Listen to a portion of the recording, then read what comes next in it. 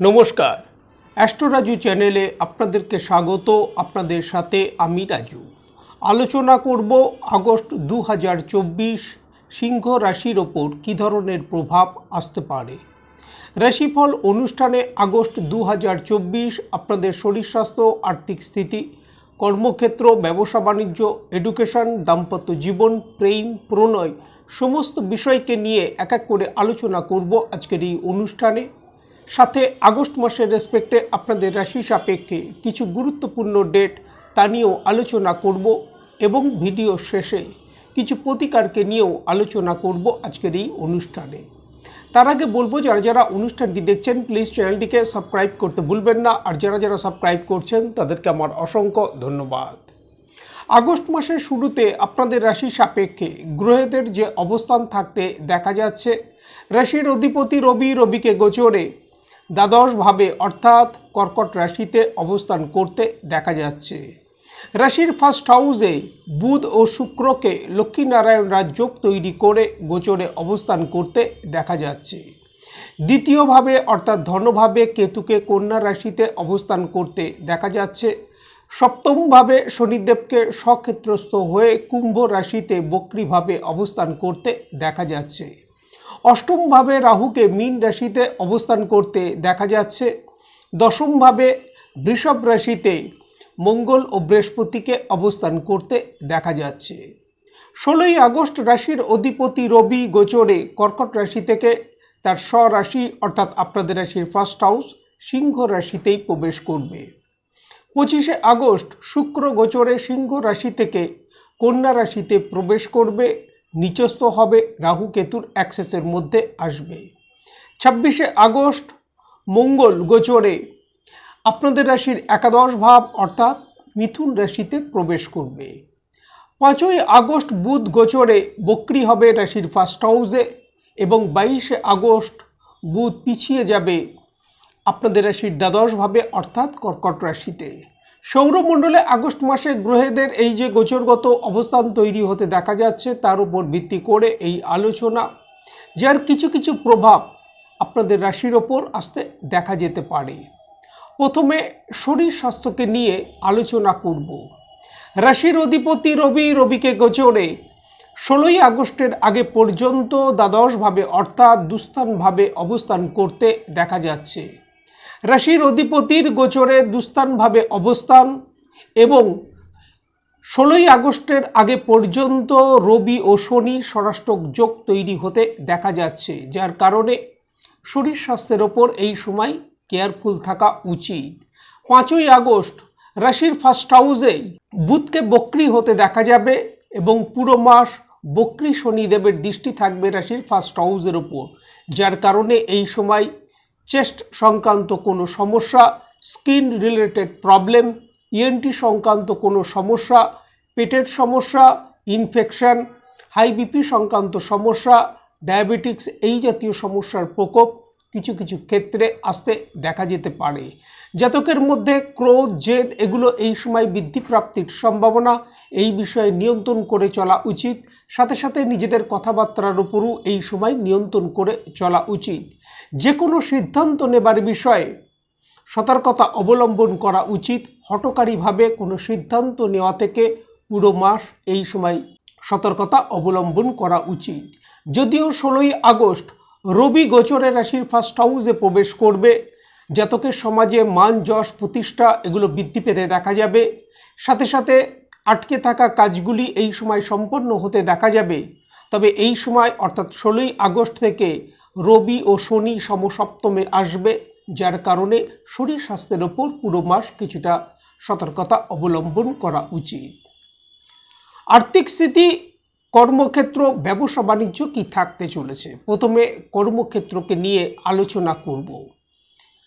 দশমভাবে ভাগ্যভাবের অধিপতি মঙ্গলকে 26শে আগস্টের আগে পর্যন্ত অবস্থান করতে দেখা যাচ্ছে বৃহস্পতির সাথে যুতি করে, যার কারণে কর্মক্ষেত্রে যারা জব পরিবর্তনের কোনো প্রচেষ্টা করছেন তারা এই সময় প্রচেষ্টা করলে তা থেকে লাভ প্রাপ্তির সম্ভাবনা দেখা যায়। কর্মক্ষেত্রে এই সময় অগ্রগতি সাফল্য আসতে দেখা যাচ্ছে। কর্মক্ষেত্রে যাদের প্রমোশনের কোনো সম্ভাবনা আছে এই সময় তা থেকে লাভপ্রাপ্তি আসতে দেখা যেতে পারে।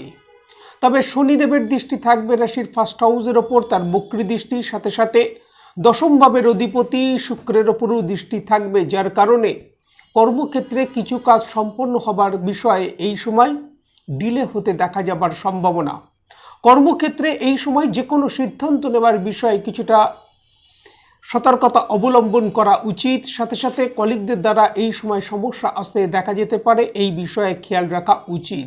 কর্মক্ষেত্রে যে কোনো সিদ্ধান্ত এই সময় নেবার বিষয়ে কিছুটা সাবধানতা অবলম্বন করা উচিত।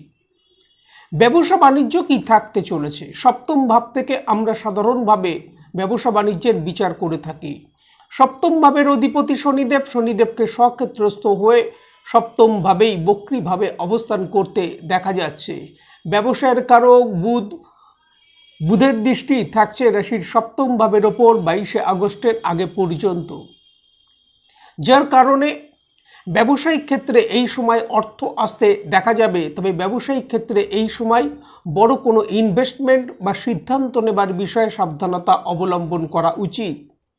সপ্তম ভাবের ওপর শুক্রেরও দৃষ্টি থাকবে, যার কারণে এই সময় নতুন নতুন সুযোগ ব্যবসায়িক স্থলে আসতে দেখা যাবার সম্ভাবনা।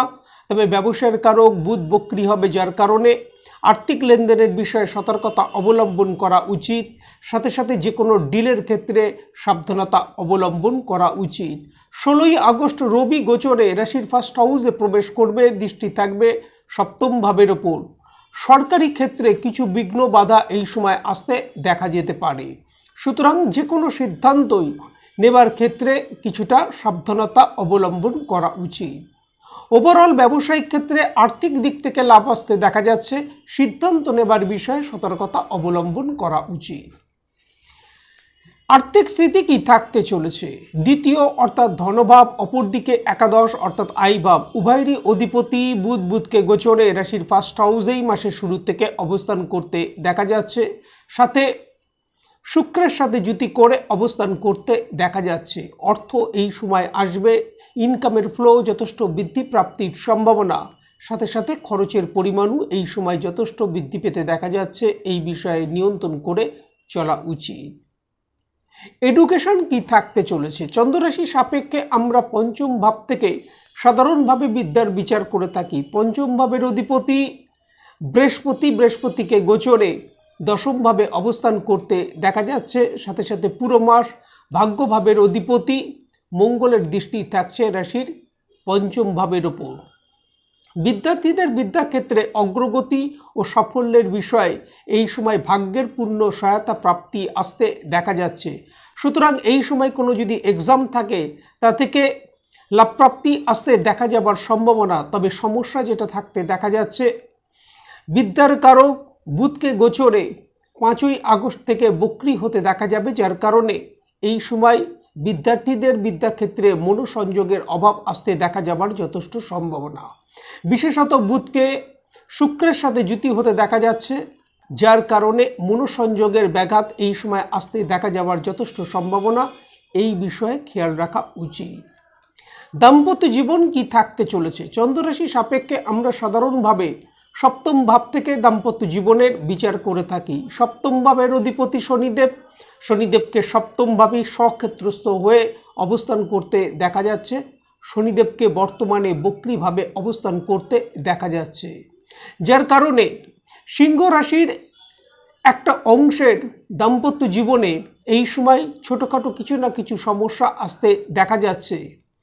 22শে আগস্টের আগে পর্যন্ত বক্রী বুধের দৃষ্টি থাকবে সপ্তম ভাবের ওপর। 16ই আগস্ট রবি গোচরে রাশির ফার্স্ট হাউসে প্রবেশ করবে, রবিরও দৃষ্টি থাকবে রাশির সপ্তম ভাবের ওপর।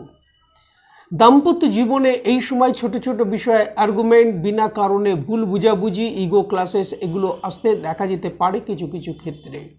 দাম্পত্য জীবনে এই সময় কিছুটা কম্প্রোমাইজ করে চলা উচিত।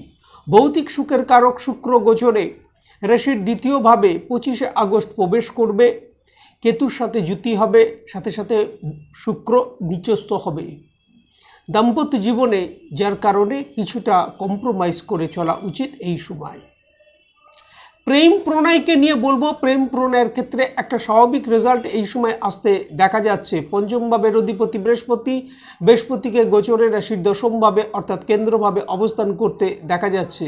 তবে পঞ্চম ভাবের ওপর পুরো মাস মঙ্গলের দৃষ্টি থাকছে। মঙ্গলের দৃষ্টি পুরো মাস পঞ্চম ভাবের ওপর থাকছে, যার কারণে এই সময় এক্সপেকটেশন বেশি থাকার কারণে ছোট ছোট বিষয়ে আর্গুমেন্ট, ইগো ক্লাসেস এগুলো প্রেম প্রণয়ের ক্ষেত্রে আসতে দেখা যেতে পারে। সুতরাং এই সময় একে অপরের প্রতি আস্থা বৃদ্ধি করে চলা উচিত। যে কোনো ধরনের বাদ বিবাদ থেকে নিজেদেরকে দূরে রাখা উচিত। আগস্ট মাসের রেসপেক্টে যে কোনো কাজকর্মের ক্ষেত্রে গুরুত্বপূর্ণ সিদ্ধান্ত নেবার বিষয় আগস্ট মাসের 4 তারিখ, 8 তারিখ, 13 তারিখ, 14 তারিখ, 22 তারিখ, 23 তারিখ, 30 তারিখ ও 31 তারিখ সতর্কতা অবলম্বন করা উচিত। সাথে এই ডেটগুলির ক্ষেত্রে যে কোনো ধরনের তর্ক বিতর্ক থেকে নিজেদেরকে দূরে রাখা উচিত। এই সময় শনিকে বক্রীভাবে রাশির সপ্তমভাবে অবস্থান করতে দেখা যাচ্ছে, সাথে সাথে রাহুকে রাশির অষ্টমভাবে অবস্থান করতে দেখা যাচ্ছে। সুতরাং এই সময় প্রত্যহ যদি হনুমান চালিসা পাঠ করা যায় তা থেকে যথেষ্ট লাভ প্রাপ্তির সম্ভাবনা। সাথে সাথে প্রতি শনিবার যদি কোনো শনি মন্দিরে গিয়ে সর্ষের তেলের প্রদীপ জ্বালানো যায় তা থেকে যথেষ্ট লাভ প্রাপ্তির সম্ভাবনা। আজ এই পর্যন্ত, নমস্কার।